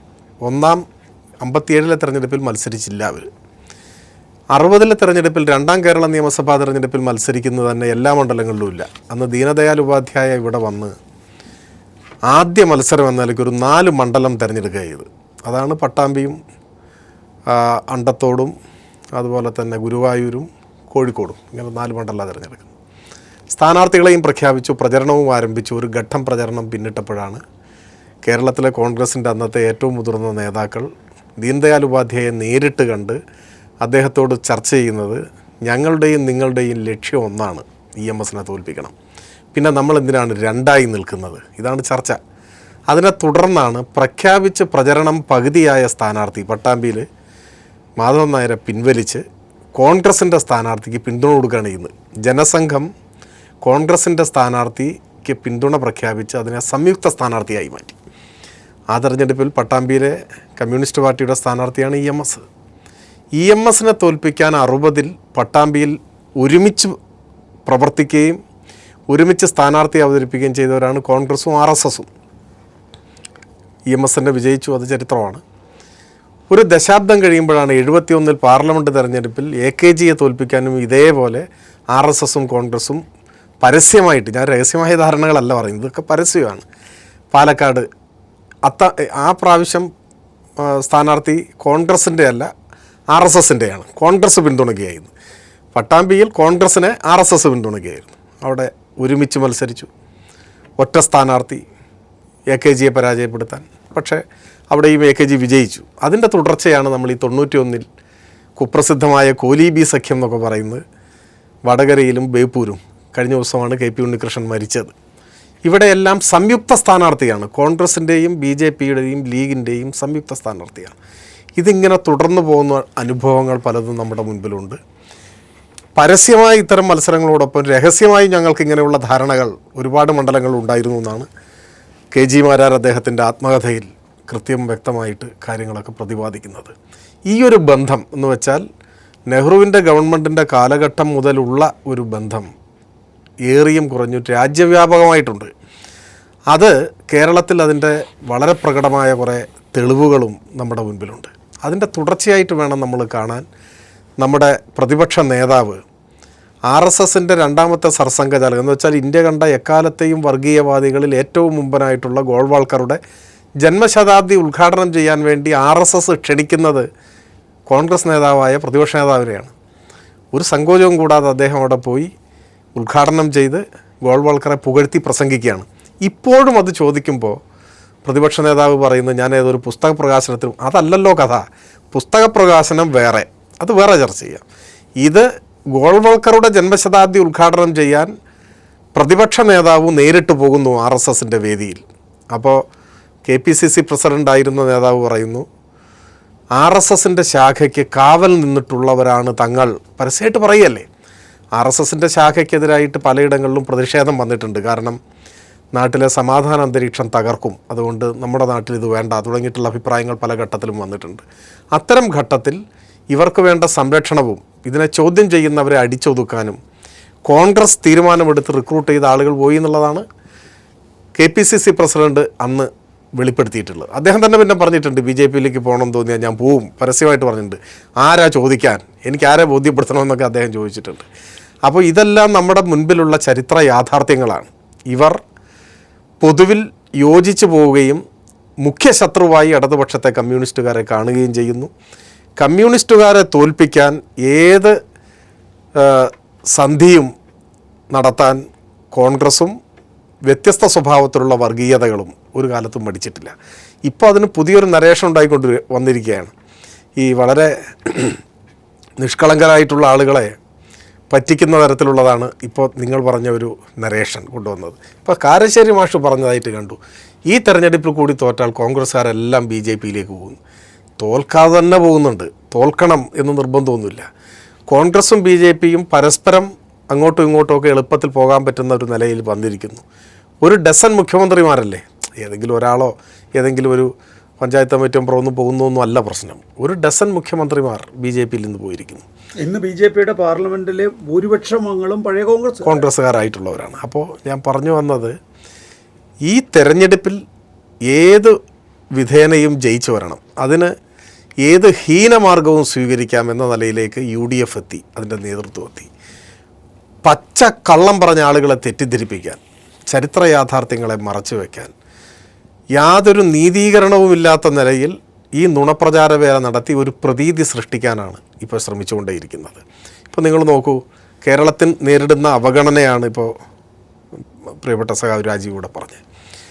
കേരളത്തിൻ്റെ ഇപ്പോൾ ഇന്ത്യയിലെ ഓരോ സംസ്ഥാനത്തിൻ്റെയും മൊത്തം വരുമാനം എടുത്തു കഴിഞ്ഞാൽ അതിൻ്റെ നല്ല പങ്കും കേന്ദ്രത്തിൻ്റെ വിഹിതമാണ്. ബജറ്റ് വിഹിതമായിട്ടോ ഗ്രാൻഡായിട്ടോ ഒക്കെ വരുന്ന പണമാണ്. ബീഹാറിൻ്റെ മൊത്തം സംസ്ഥാന വരുമാനത്തിൻ്റെ ഏതാണ്ട് 75% കേന്ദ്രത്തിൻ്റെ വിഹിതമാണ്. ഏതാണ്ട് അതിനടുത്ത് നിൽക്കുന്നു ത്രിപുര, അങ്ങനെ പോകുന്നു. കേരളത്തിലത് 25-26% കടുത്ത അനീതി, വിവേചനം. ഇന്ത്യയിലെ ഒരു സംസ്ഥാനമാണോ കേരളമെന്ന് സംശയിക്കത്തക്ക വിധത്തിലുള്ള കൊടും ക്രൂരത നമ്മൾ നേരിടുകയാണ്. അതിനെതിരെ മുഖ്യമന്ത്രിയുടെയും ഇവരുടെ എല്ലാം നേതൃത്വത്തിൽ, ജനപ്രതിനിധികൾ മന്ത്രിമാരുടെ എല്ലാം നേതൃത്വത്തിൽ ഡൽഹിയിൽ പോയി സമരം ചെയ്തു. രാജ്യത്തിൻ്റെ ചരിത്രത്തിലെ വളരെ പ്രത്യേകതയാർന്നൊരു സമരമാണ്. മുഖ്യമന്ത്രിയും മന്ത്രിമാരും ഒക്കെ ഡൽഹിയിൽ പോയി സമരം ചെയ്യുകയാണ്. എന്താണ് കേരളത്തിലെ കോൺഗ്രസിൻ്റെ, മുസ്ലിം ലീഗിൻ്റെ, UDFൻ്റെ നയം? ഞങ്ങളുടെ നാടിനെ ഇങ്ങനെ തകർത്തെറിയാൻ ഞങ്ങൾ അനുവദിക്കില്ല എന്ന നിലപാട് അവർ സ്വീകരിക്കേണ്ടതല്ലേ? ഇടതുപക്ഷത്തോടൊപ്പം ചേർന്ന് സമരം ചെയ്യാൻ ഇനി അവർക്ക് താല്പര്യമില്ല, അവരുടെ രാഷ്ട്രീയ താല്പര്യങ്ങൾ അതിന് അവരെ അനുവദിക്കുന്നില്ലെങ്കിൽ അവർ തനിച്ച് സമരം ചെയ്യണ്ടേ? ഒരു വാക്കുകൊണ്ട്, ദുർബലമായ ഒരു വാക്കുകൊണ്ടെങ്കിലും പ്രതിപക്ഷ നേതാവ് ഇന്നുവരെ കേന്ദ്ര സർക്കാരിനെ വിമർശിച്ചിട്ടുണ്ടോ കേരളത്തോടുള്ള ഈ കേരളത്തെ തകർക്കുന്ന നയത്തിനെതിരെ? അപ്പോൾ അതിനെ പിന്തുണയ്ക്കുകയും പ്രോത്സാഹിപ്പിക്കുകയാണ് ഇവരും ചെയ്യുന്നത്. LDF ഭരിക്കുമ്പോൾ കേരളം തകരുന്നെങ്കിൽ തകരട്ടെ, എന്നാൽ അത് ചൂണ്ടിക്കാട്ടി തിരഞ്ഞെടുപ്പിൽ പ്രചരണം നടത്താം എന്ന ദുഷ്ടമനസ്സാണ് കേരളത്തിലെ പ്രതിപക്ഷ നേതാവിനെയും പ്രതിപക്ഷത്തെയും നയിക്കുന്നത്. അത് സംഘപരിവാർ വർഗീയതയുമായും മറുവർഗീയതയുമായും കൈകോർത്തു നിന്ന് എല്ലാ വ്യാജ പ്രചരണവും നടത്തി ഇടതുപക്ഷത്തെ തോൽപ്പിക്കാൻ പറ്റുമോ എന്നാണ് അദ്ദേഹം ഇപ്പോൾ നോക്കിക്കൊണ്ടിരിക്കുന്നത്. ഇടതുപക്ഷത്തെ തോൽപ്പിക്കാൻ സത്യത്തെ തോൽപ്പിക്കുക എന്ന നിലയിലാണ് ഈ നുണപ്രചാരവേല അഴിച്ചുവിടുന്നത്. നുണയല്ലാതൊരു വാക്ക് പ്രതിപക്ഷ നേതാവ് പറയുന്നില്ല. അദ്ദേഹത്തിന് അബദ്ധത്തിൽ പോലും ഒരു സത്യം പറയാൻ ഇനി കഴിയും എന്ന് തോന്നുന്നില്ല. എല്ലാ ദിവസവും നുണ മാത്രം പറഞ്ഞുകൊണ്ടിരിക്കുകയാണ്. അതും രാഷ്ട്രീയത്തിലെ വല്ലാത്ത ഒരു തകർച്ചയായിട്ട് വേണം നമുക്ക് കാണാൻ. ശ്രീ രാജീവ്, ഈ പൗരത്വ രജിസ്റ്ററും പൗരത്വ ഭേദഗതി നിയമവും മാത്രമല്ല, മുത്തലാഖ് അടക്കമുള്ള നിയമങ്ങളിൽ വളരെ കപട നിലപാടാണ് കോൺഗ്രസ്, മുസ്ലിം ലീഗ് പോലും എടുത്തിട്ടുള്ളത് എന്നുള്ളതൊക്കെ നമ്മുടെ മുന്നിലുള്ള യാഥാർത്ഥ്യമാണ്. ആ കാര്യങ്ങളൊക്കെ ജനങ്ങൾ മറന്നു എന്നുള്ള പ്രതീക്ഷ ആയിരിക്കില്ലേ UDFനെ സംബന്ധിച്ചിടത്തോളം ഉള്ളത്? മുത്തലാഖ് ബില്ല് നരേന്ദ്രമോദി കൊണ്ടുവന്നു. മതനിരപേക്ഷ ശക്തികളെല്ലാം അതിനെതിരെ കൃത്യമായ നിലപാടെടുത്തു. പക്ഷേ കോൺഗ്രസ് അതിന്റെ കൂടെ ഉണ്ടായില്ല. പൗരത്വ പ്രശ്നവുമായി ബന്ധപ്പെട്ട് നേരത്തെ BJP ഗവൺമെന്റ് ഒരു നിലപാടെടുത്തു. ഇപ്പൊ ചില പ്രഖ്യാപനങ്ങൾ അമിത്ഷാ നടത്തുകയും ചെയ്തിരിക്കുന്നു. അല്ല, അതിപ്പോൾ നേരത്തെ കോൺഗ്രസിൻ്റെ സമീപനമാണല്ലോ. നികേഷ് തുടങ്ങിയപ്പോൾ പരാമർശിച്ചൊരു ഭാഗം അരവിന്ദ് കെജ്രിവാൾ ജയിലിൽ നിന്നും ഉള്ള അനുഭവമാണ്. അരവിന്ദ് കെജ്രിവാളിനെ ആരാ ജയിലിലേക്ക് നയിച്ചത്? കോൺഗ്രസ് ആണല്ലോ. കോൺഗ്രസ് അത് പലപ്പോഴും മാധ്യമങ്ങൾ പരാമർശിച്ച് പോകുന്നു എന്നല്ലാതെ തുടർച്ചയായി വരുന്നില്ലല്ലോ. അത് നമ്മൾ അത്തരം വസ്തുതകൾ, അതാണ് ഒരു പ്രധാനപ്പെട്ട. ഇപ്പോൾ ഞങ്ങൾ ഈ നിയമസഭയിൽ ആദ്യം ബാലഗോപാലും ഞാനും രാജേഷും ഇങ്ങനെ അടുത്തടുത്തിരിക്കുകയായിരുന്നല്ലോ. അപ്പോൾ സ്വരാജിനൊക്കെ അറിയാവുന്നതായിരിക്കും. ഒരു പഴയ കഥയങ്ങളോടെന്ന് പറഞ്ഞു. പിന്നെ ബാലഗോപാൽ സഭയിൽ അത് പറയുകയുണ്ടായി. ഒരാൾ പ്രസംഗിക്കുകയാണ്, നല്ല പ്രസംഗം. അപ്പോൾ പൂമുള്ളി നമ്പൂതിരി ഇത് കേൾക്കാൻ ചാരുകസേരയായിട്ട് വന്ന് അദ്ദേഹം അതെല്ലാം വന്ന് മുറുക്കാഞ്ചോലുണ്ട്, ആടൊക്കെയുണ്ട്. പ്രസംഗം കഴിഞ്ഞപ്പോൾ പ്രാസംഗികനോട് പറഞ്ഞു, തിരുമേനിയോട് അദ്ദേഹം പ്രസംഗം കേൾക്കാൻ എത്തിയിട്ടുണ്ടോ? നേരെ ചെന്നു. തിരുമേനി എന്ന് വഴങ്ങി. അപ്പോൾ അദ്ദേഹം ചാരുകസേരയിൽ കസേരയ്ക്കായിട്ടാണ് പോണത്. എങ്ങനെയുണ്ട് തിരുമേനി പ്രസംഗം എന്ന് വെച്ചു. ഗംഭീരമായിരിക്കുന്നു. കല്ല് വച്ച നോണ, സത്യമെന്ന മട്ടിൽ ഇത്രയും തന്മയത്വത്തോടെ പറയാൻ ഭൂലോകത്ത് വേറൊരാളും അങ്ങേപ്പോലും ഉണ്ടാവില്ല. ഇതാണ് അംഗീകാരം. ഇത് ബാലഗോപാൽ സഭയിൽ പറഞ്ഞു വന്ന് ഞങ്ങൾ ഇരുന്നതിന് ശേഷം. അപ്പോൾ പ്രതിപക്ഷ ശുഭിതരായി, ഞാൻ കള്ളനാണെന്നാണോ നിങ്ങൾ വിളിക്കുന്നതെന്ന്. പക്ഷെ അന്ന് ഇത്രയും വന്നിട്ടില്ല. ഇപ്പോൾ സ്വരാജ് പറഞ്ഞ പോലെ അവസ്ഥയിലേക്ക് എത്തിയില്ല. പക്ഷേ ഇത് ഡീകൺസ്ട്രക്ട് ചെയ്യാൻ വലിയ പാടാണ്. ഒരു നോണ എത്ര ഒരു ദിവസം നമുക്ക് അപനിർമ്മിക്കാൻ പറ്റും? സത്യത അല്ല ഇതാന്ന് പറയാൻ പറ്റും. തുടർച്ചയായിട്ട് പറഞ്ഞുകൊണ്ട് അത് ബോധപൂർവമാണ്. അജ്ഞതയിൽ നിന്ന് വരുന്നതല്ല, ബോധപൂർവം ഈ പ്രതീതി സൃഷ്ടിച്ചുകൊണ്ടേയിരിക്കുകയാണ്. എല്ലാ കാര്യങ്ങൾക്കകത്തും കാണാൻ കഴിയും. ഇപ്പോൾ തൊട്ടപ്പുറത്ത് നോക്കൂ, ബുൾഡോസർ രാജ് വന്നില്ലേ? തെലങ്കാനയിൽ വന്നു, കർണാടകയിൽ വരുന്നു, എല്ലാ ദിവസവും വരുന്നു. ഇപ്പോൾ എങ്ങനെയാണ്? നേരത്തെ കഴിഞ്ഞ ലോക്സഭ ഇലക്ഷൻ്റെ സമയത്ത് ആണെന്ന് തോന്നുന്നു കേരളത്തിൽ ഏറ്റവും അധികം പരസ്യം വന്നത് രാജസ്ഥാനിൽ നിന്നാണ്. രാജസ്ഥാനിലെ നേട്ടം ഗെലോട്ടിൻ്റെ, സച്ചിൻ പൈലറ്റിൻ്റെ നേട്ടങ്ങളാണ്. ഇപ്പോൾ നോക്കുക, എല്ലാ ദിവസവും തെലങ്കാനയുടെ നേട്ടം വരുമ്പോൾ ഇത് മാധ്യമ മാനേജ്മെൻറ്റ് എല്ലാവർക്കും അറിയാം. 3 ജാക്കറ്റ് കിട്ടി. ഇനി വരാനിരിക്കുന്നേ ഉള്ളൂ കർണാടകയുടെ. കാരണം അവിടുത്തെ ക്യാബിനറ്റ് പദവിയുള്ള ആളാണ് ഇതെല്ലാം മാനേജ് ചെയ്യുന്നത്. അപ്പോൾ അവിടെ നിന്ന് കൂടുതൽ വരാനിരിക്കുന്നുള്ളൂ. ഇതൊരു ടെസ്റ്റ് ഡോസേ പോന്നിട്ടുള്ളൂ. അപ്പോൾ ഇതെല്ലാം മീഡിയ മാനേജ്മെൻറ്റിന് വേണ്ടി, നുണകൾക്ക് വേണ്ടി മാത്രം ചെലവഴിക്കപ്പെടുന്ന കാര്യമാണ്. അപ്പോൾ യഥാർത്ഥത്തിൽ കേരളത്തിലെ ഇടതുപക്ഷത്തിൻ്റെ സവിശേഷത ഈ മതനിരപേക്ഷ നിലപാട് സ്ഥായിയായി സ്വീകരിക്കുന്നു. ഒപ്പം മുഖ്യമന്ത്രി എന്ന നിലയിൽ പിണറായി വിജയന് കേരളത്തിലെ മതന്യൂനപക്ഷങ്ങൾക്കിടയിൽ ഒരു പ്രത്യേക സ്വീകാര്യതയുണ്ട്. അത് പല ഘട്ടങ്ങളിലും നമ്മളിപ്പോൾ അദ്ദേഹത്തിൻ്റെ യാത്രകളിലും എല്ലാം നമുക്ക് കാണാനും കഴിയും. ഒരു പ്രത്യേക സ്വീകാര്യതയുണ്ട്. ആ സ്വീകാര്യതയെയും ഇടതുപക്ഷത്തിൻ്റെ മതന്യൂനപക്ഷങ്ങൾക്കിടയിലും മതനിരപേക്ഷവാദികൾക്കിടയിൽ അംഗീകാരത്തെയും തകർക്കേണ്ടത് BJPയുടെ ആവശ്യമാണ്. BJPയുടെ ആവശ്യമാണ് ഇപ്പോൾ കോൺഗ്രസ് നിർവഹിച്ചുകൊണ്ടിരിക്കുന്നത്. നേരത്തെ സ്വരാജ് പറഞ്ഞ പോലെ കേരളത്തിലെ BJP എന്നുള്ളത്, കോൺഗ്രസ് എന്നുള്ളത് RSS മനസ്സുള്ള കോൺഗ്രസ്സാണ്. ഇനിയിപ്പോൾ കാരശ്ശേരി മാഷ് ദുഃഖം കോൺഗ്രസ് വന്നാലും BJPൻ്റെ ആയിരിക്കും. BJPയിലേക്ക് പോകാതെ തന്നെ BJPയുടെ കാര്യങ്ങളായിരിക്കും അവർ നിർവഹിക്കാൻ പോകുന്നത്. ഇപ്പോൾ ബീരൻ സിംഗ് ഇല്ലേ, മണിപ്പൂർ, എത്ര ഭീകരമായ വംശഹത്യയാണ് അവിടെ നടന്നത്. ബീരൻ സിംഗിന് ഈ മാനസികാവസ്ഥ അവിടെ നിന്ന് കിട്ടി. അദ്ദേഹം കോൺഗ്രസിൻ്റെ നേതാവായിരുന്നല്ലോ, അവിടുത്തെ മന്ത്രിയായിരുന്നില്ലേ, അദ്ദേഹമല്ലേ BJP ചേർന്ന് മുഖ്യമന്ത്രിയായി മാറുന്നത്. അപ്പോൾ കടുത്ത ഒരു ഹിന്ദുത്വയുടെ ന്യൂനപക്ഷ വിരുദ്ധതയുടെയും വംശീയതയും വർഗീയതയും അതിശക്തമായി പ്രയോഗിക്കുന്ന ആളുകൾ പ്രസംഗത്തിലും പ്രവൃത്തിയിലും കോൺഗ്രസിൽ നിന്ന് BJPയിലേക്ക് പോയ ആളുകളാണ്. അതിപ്പോൾ ഇദ്ദേഹമാകാം, അസം മുഖ്യമന്ത്രിയാകാം, ഏതൊരാളെ നോക്കിക്കഴിഞ്ഞാൽ പാർലമെൻറ്റിലെ പ്രസംഗങ്ങൾ കാണാം. അപ്പോൾ ഇത് ഒരു മനസ്സ്, RSS മനസ്സാണ് കോൺഗ്രസിനകത്തുള്ളത്. അപ്പോൾ ജയിക്കുന്ന BJP കോൺഗ്രസ്സാണ് തോക്കുന്ന കോൺഗ്രസിനേക്കാളും കേരളം ഭയപ്പെടേണ്ടത്. ഉദാഹരണത്തിന് ബീഹാറിൻ്റെ കാര്യത്തിലെടുത്താൽ, ബീഹാർ 95 സീറ്റിൽ മത്സരിക്കുമ്പോൾ ആ 90 പേര് അവിടെ നിൽക്കുന്നു, തോറ്റ 90 പേര് അവിടെ നിൽക്കുന്നു, ജയിച്ച 5 പേരാണ് അപ്പുറത്ത് പോകാൻ ശ്രമിക്കുന്നത് എന്നുള്ളതാണ്. അത് തേജസ്വി യാദവ് കഴിഞ്ഞ തെരഞ്ഞെടുപ്പ് പറഞ്ഞല്ലോ, കോൺഗ്രസ് ആയിരുന്നു ഞങ്ങൾക്കൊരു ഭാരമായി മാറിയത് എന്നുള്ളത്. കോൺഗ്രസ്സിന് എവിടെയെങ്കിലും ഒരു മതനിരപേക്ഷ നിലപാട് ഉയർത്തിപ്പിടിക്കാൻ കഴിയുന്നുണ്ടോ? അതല്ലേ കോൺഗ്രസിൻ്റെ അപജയം എന്നുള്ളത്. ഏത് ഘട്ടം നോക്കി ബാബറി മസ്ജിദ് തകർത്തതല്ലേ BJPയുടെ, നേരത്തെ പറഞ്ഞ, ഞാൻ നേരത്തെ സൂചിപ്പിച്ചല്ലോ, വിശ്വാസ വോട്ടെടുപ്പിൽ BJPയുമായി ചേർന്ന് വോട്ട് ചെയ്തതും പിന്നെ ബാബറി മസ്ജിദ് തകർത്തതിന് സാക്ഷ്യം വഹിച്ചില്ലേ, എല്ലാം ഒത്താശയും ചെയ്തു കൊടുത്തില്ലേ. അന്നല്ലേ ദേശീയ കൗൺസിൽ ഏകകണ്ഠമായിട്ട് മുഴുവൻ ബ്ലാങ്ക് ചെക്കല്ലേ കൊടുത്ത്, സുർജിത്ത് പറഞ്ഞ പോലെ ബ്ലാങ്ക് ചെക്ക് കൊടുത്തല്ലോ. എന്നിട്ടും ബാരക്കിൽ പട്ടാളം പുറത്തേക്ക് ഇറങ്ങിയില്ലല്ലോ. നിശബ്ദനായി നിന്നില്ല, എല്ലാം തകർത്ത് തരിപ്പണമാകുമ്പോൾ കാത്തിരുന്നില്ലേ? അതാണ് നേരത്തെ തുടക്കത്തിൽ സ്വരാജ് സൂചിപ്പിച്ച ഇന്ത്യയിലെ മുസ്ലിം ന്യൂനപക്ഷം കോൺഗ്രസിൽ നിന്ന് അകലുന്നത് ശക്തിപ്പെട്ട അതിന് ശേഷമല്ലേ? 91 ശേഷവും മുൻപും എന്നുള്ള രൂപത്തിൽ 92 ഡിസംബർ 6 ശേഷവും മുമ്പും 99 സാമ്പത്തിക നയം വന്നു, 92 ഡിസംബർ 6 ബാബറി മസ്ജിദ് തകർക്കപ്പെട്ടു. അതിനുശേഷമുള്ള വിഭജനം ഈ സാമ്പത്തിക മണ്ഡലത്തിലും ഇപ്പുറത്ത് മതനിരപേക്ഷ രാഷ്ട്രീയത്തിലും കാണാൻ കഴിയും. ഇപ്പോൾ കോൺഗ്രസ് കേരളത്തിൽ ഒരു BJP മനസ്സുള്ള കോൺഗ്രസ് തന്നെ. ഇപ്പോൾ ഒരു യാത്ര നടന്നില്ലേ കേരളത്തിൽ? നടന്നുകൊണ്ടിരിക്കുകയാണ്, കഴിഞ്ഞിട്ടില്ല. കോൺഗ്രസ് കേന്ദ്രത്തിനെതിരെ എന്തെങ്കിലും പറഞ്ഞോ ഇതിനകത്ത്? BJPയുടെ വർഗീയതയ്ക്കെതിരെ ഒരു വാചകം പറഞ്ഞിട്ടുണ്ടോ? വംശഹത്യ ഉൾപ്പെടെയുള്ള കാര്യം നടക്കുന്നതിനെ കുറിച്ച് എന്തെങ്കിലും പറഞ്ഞിട്ടുണ്ടോ?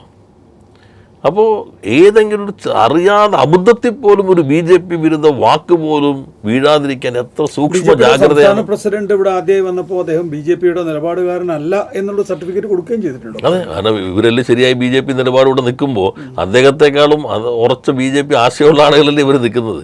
എന്നുവെച്ചാൽ ഒരു പൊതു സ്വീകാര്യത BJPക്ക് നേടിക്കൊടുക്കാനുള്ള ഒരു പ്രയോഗമാണത്. ആ പരാമർശം എന്നുള്ളത് BJPക്ക് അദ്ദേഹമാണല്ലോ ഇപ്പോൾ പറഞ്ഞത്, ചെറുപ്പക്കാരെല്ലാവരും അങ്ങോട്ട് പോകുന്നതുകൊണ്ടാണ് ഇൻഫാൻറ്റ് മോർട്ടാലിറ്റി റേറ്റ് കുറയുന്നത്. അപ്പോൾ ഞാൻ ഇന്നലെ പറഞ്ഞു, ഞാൻ വീഡിയോ ആയിരുന്നു ആദ്യം കരുതിയത്. അപ്പോൾ അങ്ങനെ അത് അദ്ദേഹത്തിന് അറിയാതിരിക്കണമെന്നില്ല. ഇതെല്ലാം ഇത്തരം നുണകളുടെ ഒരു പരമ്പര അടിച്ചു വിട്ട് ആളുകൾ ആശയക്കുഴപ്പമുണ്ടാക്കുക സോഷ്യൽ മീഡിയയുടെ ഒരു പ്രയോഗമാണ്. പക്ഷേ എനിക്ക് തോന്നുന്നു നേരത്തെ പറഞ്ഞ പോലെ അതൊക്കെ ഒരു മഴയത്തെങ്കിലും സംഭവിക്കുന്നല്ലാതെ ഇപ്പോൾ ജനങ്ങൾക്ക് അവരുടെ ജീവിതാനുഭവങ്ങളല്ലേ. ഇപ്പോൾ വയനാട് കണ്ടില്ലേ? അതിൽ ഏതെങ്കിലും മതം, രാഷ്ട്രീയം, ജാതി നോക്കിയിട്ടാണോ ഈ പുനരധിവാസം? ഒരു വശത്ത് നിങ്ങൾ മതം നോക്കിക്കൊണ്ട് ആളുകളുടെ വീടുകൾ ഇടിച്ച് തകർക്കുമ്പോൾ പ്രകൃതി ഉണ്ടാക്കിയ ദുരന്തത്തിൽ നഷ്ടപ്പെട്ടവർക്ക് മതവും ജാതിയും നോക്കാതെ അവർക്ക് ലോകത്തൊരിടത്തും ഇല്ലാത്ത ഒരു ടൗൺഷിപ്പ്, ഇതുവരെ മാതൃകയില്ലാത്തൊരു ആധുനിക സംവിധാനം ഒരുക്കി കൊടുക്കാൻ ഈ ഗവൺമെന്റിന്റെ കഴിഞ്ഞു. ഗവർണർ തന്നെ പറഞ്ഞു ഈ പൊങ്കാല ഒരു മതവിഭജനമില്ലാത്ത രീതിയിൽ ഉള്ള ഒരു കേരള സ്റ്റോറിയാണ് എന്ന് അദ്ദേഹത്തിന് തന്നെ പറയേണ്ടി വന്നു. അതെ, റിയൽ കേരള സ്റ്റോറി അതാണ്. അദ്ദേഹത്തിന് പോലും നേരിൽ കാണല്ലേ. പാളയം പള്ളിക്ക് മുമ്പിലൊക്കെ ആളുകൾ പൊങ്കാല ഇടുകയാണെന്നാണ്. മറ്റേതെന്താ, ടാർപോളിൻ ഇടുകയാണ് ഉത്സവങ്ങൾ നടക്കുന്ന സമയത്ത് എന്നുള്ള. അപ്പോൾ മതഭേദവും മതദ്വേഷവും ഏതുമില്ലാതെ സർവരും നമുക്ക് മുഖ്യമന്ത്രിയുടെ തന്നെ മക്കൾ ജാതിഭേദവും മതദ്വേഷവും ഏതുമില്ലാതെ സർവരും സോദരത്വേന വാഴുന്ന നാടായ കേരളത്തിന്റെ പ്രതികരണം ഈ പൗരത്വ ഭേദഗതി നിയമം മനുഷ്യത്വ വിരുദ്ധവും ഭരണഘടനാ വിരുദ്ധവുമാണ് എന്ന് കേരളം ഉറച്ച സ്വരത്തിൽ പ്രഖ്യാപിച്ചു. ഈ സംഘപരിവാർ ശക്തികളുടെ മുന്നിൽ മുട്ടുമടക്കില്ല, നിശബ്ദരാകുകയുമില്ല. നമുക്ക് ഒന്നിച്ച് നീങ്ങാം, ഒന്നിച്ച് നീങ്ങിക്കൊണ്ട് ഇതിനെയെല്ലാം നേരിടാം. ഞാൻ ആദ്യത്തെ ചോദ്യം രാജീവിനോടാണ് കൺക്ലൂഡ് ചെയ്യാൻ വേണ്ടി. ശ്രീ എം സ്വരാജ്, ഇടതുപക്ഷത്തിന് ഒരുപക്ഷെ രാഷ്ട്രീയമായ നല്ല ബോധ്യമുണ്ടാവും. പക്ഷേ ഈ നിയമസഭാ തെരഞ്ഞെടുപ്പിൽ ഒരു വെള്ളപ്പൊക്കമാണ് വരുന്നത്. ദുരാരോപണങ്ങളുടെ, തെറ്റിദ്ധാരണകൾ സൃഷ്ടിക്കാനുള്ള പുതിയ ആഖ്യാനങ്ങളുടെ. അതെവിടെയെന്ന് ചോദിച്ചു കഴിഞ്ഞാൽ ഒരുപക്ഷെ മുഖ്യധാര രാഷ്ട്രീയത്തിൽ അത് കാണില്ല. ഒരുപക്ഷെ ആരും തപ്പാനിറങ്ങാത്ത വലിയ ചുഴികളിലായിരിക്കും അതുണ്ടാവുക എന്നുള്ളതാണ്. അത് കേരളം എങ്ങനെയാണ് തിരിച്ചറിയുന്നത്? ഇപ്പം നിങ്ങൾ ഈ കാണിച്ച ദൃശ്യം ഇന്ത്യയുടെ ചരിത്രത്തിലെ തന്നെ സുപ്രധാനമായ ഒരു മുഹൂർത്തമാണ്. പൗരത്വ ഭേദഗതി നിയമത്തിൻ്റെ മറവിൽ ഗണ്യമായൊരു ജനവിഭാഗത്തെ ഇന്ത്യക്കാരല്ലാതാക്കി മാറ്റാനുള്ളൊരു ഗൂഢപദ്ധതിക്കെതിരെ ഒരു ജനതയെ ആകമാനം സമരരംഗത്ത് അണിനിരത്തിയത് കേരളമാണ്. സത്യത്തിൽ ഇന്ത്യയിലെ ഏറ്റവും ശക്തിമത്തായ പോരാട്ടം ഇവിടെയാണ് നടന്നത്. അതിന് ഗവൺമെൻറ് എന്ന നിലയിലും ഇടതുപക്ഷം എന്ന നിലയിലും നേതൃത്വം കൊടുത്തു. അതിനെല്ലാം സാധിക്കുന്നത് ഈ സംഘപരിവാർ ഭീകരതയ്ക്കെതിരെ അടിയുറച്ച നിലപാടും പ്രവർത്തന ചരിത്രവും ഉള്ളതുകൊണ്ടാണ്. ഇപ്പോൾ കേരളത്തിൽ ആദ്യമായി RSS ഒരു രാഷ്ട്രീയ കൊലപാതകം നടത്തുന്നത് 1968 മാവൂർ ഗോളിയോർ യൂണിവേഴ്സിലെ തൊഴിലാളിയായിരുന്ന CPIMൻ്റെ ലോക്കൽ കമ്മിറ്റി അംഗം സുലൈമാനെ.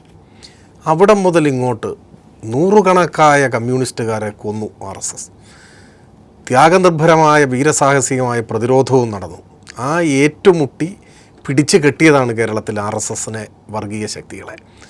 അത് ഇടതുപക്ഷത്തിൻ്റെ ജീവത്യാഗമാണ് കേരളത്തിൽ ന്യൂനപക്ഷങ്ങൾക്ക് അഭിമാനത്തോടെ ജീവിക്കാൻ കഴിയുന്നൊരു സാഹചര്യവും വർഗീയവാദികൾക്ക് അങ്ങനെ ഞെളിഞ്ഞു നടക്കാൻ കഴിയാത്തൊരു സ്ഥിതി ഉണ്ടാക്കിയത്.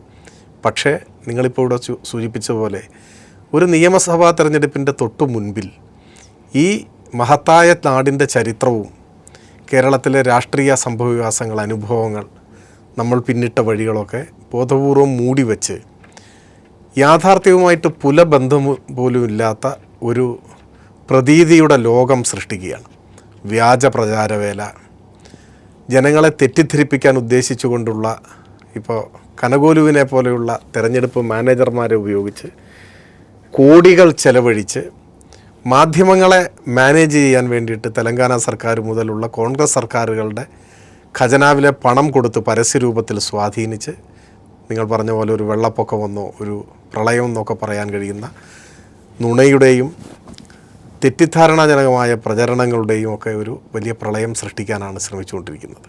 അതിൽ ഏറ്റവും പ്രധാനം ഈ ന്യൂനപക്ഷത്തെ തെറ്റിദ്ധരിപ്പിക്കുന്നതിലാണ് അവരുടെ. അതെ അതെ അതെ അതിനാണ് ഇപ്പോൾ ജമാഅത്തെ ഇസ്ലാമിയെയും മുസ്ലിം ലീഗിനെയും എല്ലാം വ്യാപകമായി ഉപയോഗിച്ചുകൊണ്ടിരിക്കുന്നത്. UDF-നോട് നമുക്കൊരു കാര്യമേ അഭ്യർത്ഥിക്കാനുള്ളൂ. തെരഞ്ഞെടുപ്പിൽ ജയിക്കുന്നതിന് വേണ്ടിയാണെങ്കിൽ പോലും കേരളത്തിലെ ന്യൂനപക്ഷത്തെ RSSൻ്റെ അറവുശാലയിലേക്ക് നയിക്കാൻ പാടില്ല. അതിന് ഈ നാടൊരിക്കലും മാപ്പ് തരികയുമില്ല. സത്യം ആവർത്തിച്ച് കൂടുതൽ ഉച്ചത്തിൽ വിളിച്ചു പറയുക എന്നത് മാത്രമേ ഈ നുണയുടെ പ്രചാരവേലയെ മറികടക്കാൻ ഒരു വഴിയുള്ളൂ. എല്ലാ സംവിധാനങ്ങളെയും അളവറ്റ സമ്പത്തും ഉപയോഗപ്പെടുത്തിക്കൊണ്ട് കേരളത്തിൻ്റെ ജനവിധിയെ അട്ടിമറിക്കാനുള്ളൊരു നീക്കമാണ് നടക്കുന്നത്. അതിനെ സത്യം കൊണ്ട് പ്രതിരോധിക്കുക എന്നല്ലാതെ ഇടതുപക്ഷത്തിൻ്റെ മുന്നിൽ വേറെ മറ്റു വഴികളൊന്നുമില്ല. കേരളത്തിൻ്റെ ചരിത്രത്തെക്കുറിച്ച് ബോധ്യമുള്ള മനുഷ്യരെ അണിനിരത്തി ഈ നുണപ്രചാരവേലയെ സത്യം കൊണ്ട് പ്രതിരോധിക്കുക, ജനങ്ങളെ ശരിയായ വസ്തുതകളിലേക്ക് നയിക്കുക എന്നത് തന്നെയാണ് ഇടതുപക്ഷത്തിൻ്റെ ഉത്തരവാദിത്വം. ആ ഉത്തരവാദിത്വം ഏറ്റെടുക്കാൻ ഇടതുപക്ഷത്തിന് കഴിയും എന്നാണ് എൻ്റെ പ്രതീക്ഷ. നന്ദി. ശ്രീ M. സ്വരാജ്, ഒപ്പം തന്നെ ശ്രീ P. രാജീവ്.